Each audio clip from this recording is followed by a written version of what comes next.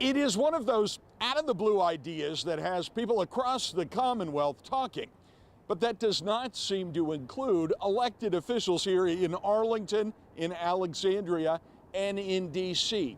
None of the people that we reached out to were eager to talk about it. Reminding everyone that we should be 51 states in our union. Yeah. D.C.'s mayor declined to take a question about whether she would want Arlington and Alexandria back, but she is interested in statehood. I represent 700,000 tax-paying Americans who are just like every one of your citizens, except our Congresswoman doesn't vote and we don't have 2 senators. Historians say it was lack of representation that had Northern Virginia itching to break away from D.C. right from the start of the Union.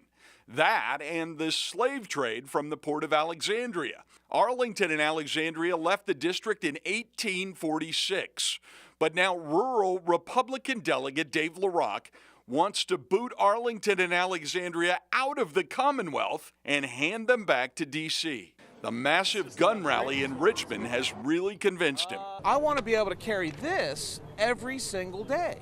On Facebook, Larock wrote, as concentrations of Democrats near Washington, D.C., NOVA, want to dictate how ROVA, rest of Virginia, lives, please just square the box.